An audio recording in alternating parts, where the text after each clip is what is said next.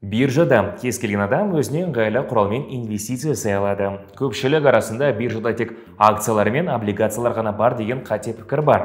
Бұл барлық Қытай азаматтары каратэмен айналысады деген сияқты абсурд пікір. Негізінде биржада әр адам өзіне қажетті әрі пайдалы құралды таба алады. Солардың бірі инвестициялық пай қорлары. Қысқаша айтқанда ИПК. Бұл Жусан Инвест, лайк басып, каналға жазылыңыз, ал біз бастаймыз. ИПК деген не? Инвестициялық пай қорлары ИПК әртүрлі инвесторлар ақшасын жинап, жиналған ақшаны акция, облигация, жылжымайтын мүлік, биржада саудаланатын қаржы құралдарына инвестициялайды. Ал пай дегеніміз портфельдегі үлес. Сіз ақшаңызды пай қорына саласыз, онда құрамында көптеген акциялар болады және бұл қорды кәсіби білімі бар қаржы мамандары басқарып, сіздің ақшаңызды көбейтіп отырады. Инвестициялық декларация деген түсінік те бар. Ол ИПК жұмысы туралы ақпарат береді. Онда қор ақшасын қайда салатыны туралы ақпарат болады. Жусан Инвест басқаруында алға атты инвестициялық пай қоры бар. Бұл ақш доллары валютасында инвестиция жасауға мүмкіндік береді. Және қор құрамында әлемге танымал Apple, Pfizer, Amazon және басқа да танымал компаниялар акциясы бар. Одан бөлек бұл дивиденд төлейтін пай қоры болып саналады.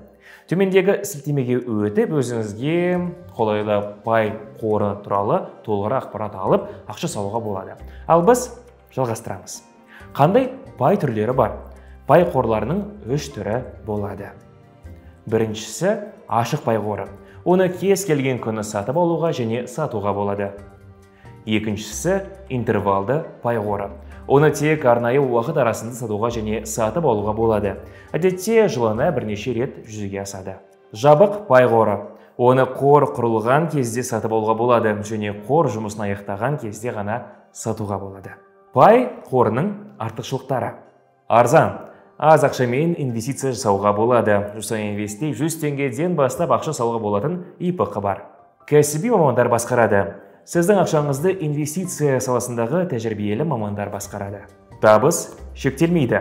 Пай қорын басқарушы компаниялар ақшаны қайда салу керек, нені сату керек деген мәселелерді өзі шешеді. Стратегияның икемділігі көбірек табыс табуға мүмкіндік береді. Табыс депозитке қарағанда көбірек. Салықтан босатылған. Қазақстан биржасында кәсе пай қорларын сатсаңыз, онда салық төлемейсіз. Сенімділік. Бағалы қағаздарды таңдау көп деңгейлі бақылау мен бекітуден өтеді. Рейтингі жоғары күшті эмитенттер таңдалады. Кез келген инвестиция құралы секілді инвестициялық пай қорларында да шығынға ұшырау қаупі бар.